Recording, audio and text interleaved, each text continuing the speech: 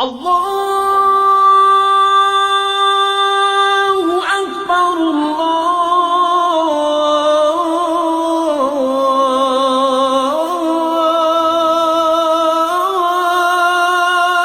اکبر۔ آداب ناظرین، میں ہوں آپ کا میزبان عبد الواجد اور آپ دیکھ رہے ہیں تسنیم ٹی وی۔ دوستو، آج کی ہماری خاص پیشکش اسلام کیا کہتا ہے میں ہم بات کریں گے قرآن شریف کی فضیلت سے متعلق۔ قرآن شریف اللہ کا کلام ہے، ہدایت کا سبب ہے، سیرت مستقیم ہے، اللہ کی رحمت ہے۔ اس کی روشنی میں انسان اپنی زندگی کا مقصد سمجھتا ہے، اس کے وسیلے سے بندہ اپنے رب سے کلام کرتا ہے۔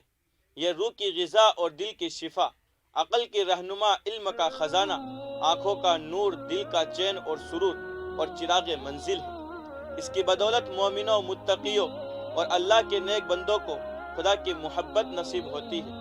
قرآن سے بندہ اپنے رب کے قریب ہوتا ہے، اسے روحانی سکون اور اپنی زندگی میں مٹھاس نصیب ہوتی ہے جسے لفظوں میں بیان نہیں کیا جا سکتا۔ قرآن مجید کی تلاوت کی برکت سے مومنوں کو عزت، رحمت الہی اور کامیابی نصیب ہوتی ہے۔ ایک مومن بندہ جب قرآن کی آیتوں کو پڑھتا یا سنتا ہے جس میں اللہ پاک نے نیک بندوں کو طرح طرح کی نعمتیں عطا فرمانے کا وعدہ فرمایا ہے، تو اس کی روح خوشی کے مارے جھوم اٹھتی ہے، اور جب ان آیتوں کو پڑھتا یا سنتا ہے جس میں اس نے نافرمانوں کو سزائے دینے کا بیان فرمایا ہے تو وہ خوف الہی سے کانپنے لگتا ہے، آنکھوں سے آنسو کی جڑی لگ جاتی ہے۔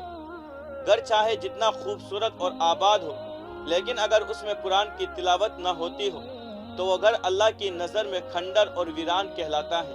اللہ کے پیارے رسول حضرت محمد صلی اللہ علیہ وسلم اس کی اہمیت بیان فرماتے ہوئے ارشاد فرماتے ہیں، جس کے دل میں قرآن کا کوئی حصہ نہیں، مطلب جسے قرآن کی کوئی بھی سورت یا آیت یاد نہ ہو، وہ اجڑے ہوئے گھر کی طرح ہے۔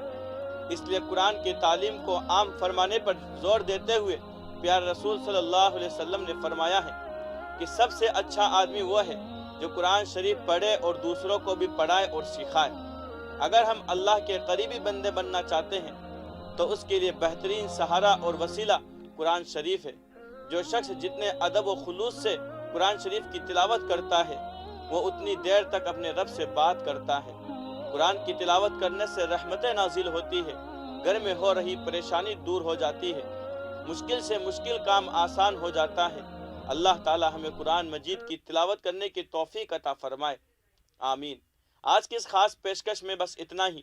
اگلے ایپیسوڈ میں پھر حاضر ہوں گے اسلام سے متعلق کوئی اور معلومات کو لے کر۔ تب تک کے لیے دیکھتے رہیے تسنیم ٹی وی، آپ کے میزبان عبد الواجد کے ساتھ۔ اللہ حافظ۔